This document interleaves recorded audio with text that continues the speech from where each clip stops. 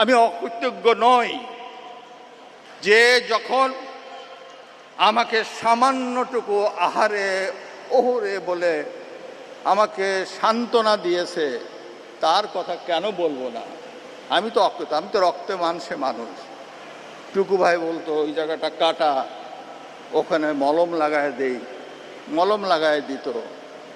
জেলখানার কষ্টের জীবন যারা ভোগ করছে, এই অত্যাচার নির্যাতনের সময় যে এতটুকু সান্ত্বনা দিয়েছে, জীবনে যদি বেঁচে থাকি সেই সময় তার কথা স্মরণ করতে হয়।